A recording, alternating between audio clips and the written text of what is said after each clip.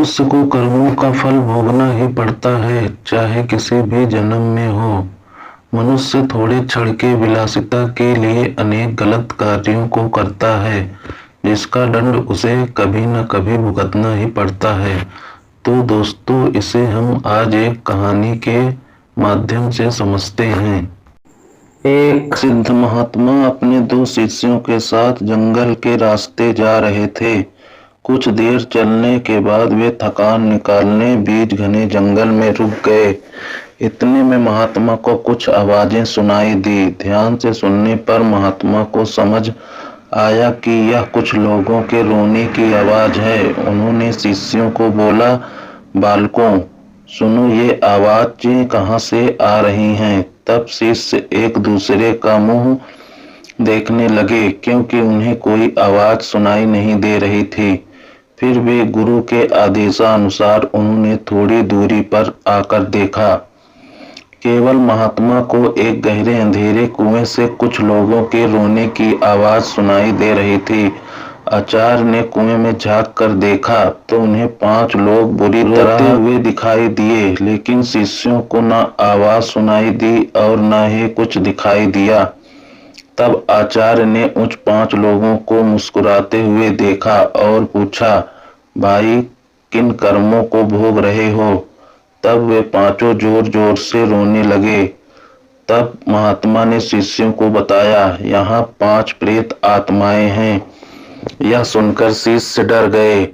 तब आचार्य बोले, बालकों, डरो नहीं, तुम सभी इनसे ज्यादा शक्तिमान हो, क्योंकि तुम सब कर्मों से महान हो और ये सभी आज अपनी पिछली करनी का भोग रहे हैं। तब शिष्य ने पूछा, इन्होंने ऐसा क्या किया है।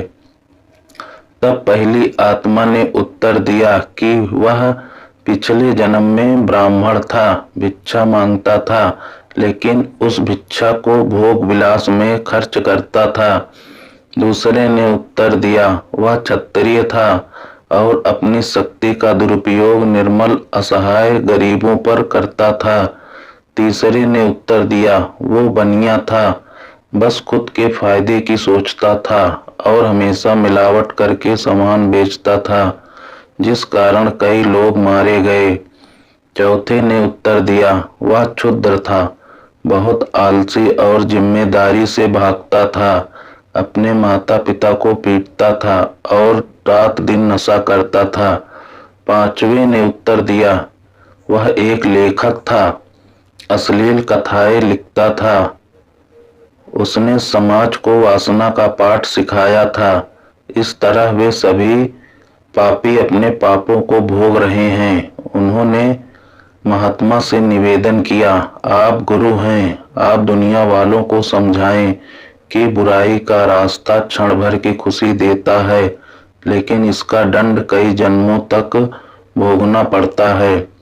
दोस्तों, जिस प्रकार ईश्वर होते हैं उसी प्रकार भूत प्रेत भी होते हैं, किंतु वह अपनी करनी का फल भोग रहे होते हैं। व्यक्ति के अच्छे बुरे कर्मों का हिसाब नियति रखती है, इसलिए हमें सदैव सद्मार्ग पर चलना चाहिए और अगर कोई गलती हो भी तो उसे सुधारना चाहिए। दोस्तों, अगर कहानी अच्छी लगी हो तो लाइक करें और अपने दोस्तों के साथ शेयर करें। और हाँ, अगर आप हमारे चैनल पर पहली बार आए हैं तो चैनल को सब्सक्राइब कर लें, ताकि हमारे आने वाली ऐसी ही कहानियाँ सबसे पहले आपके पास पहुँचे। तो मिलते हैं अपनी दूसरी नई कहानी के साथ, तब तक के लिए धन्यवाद।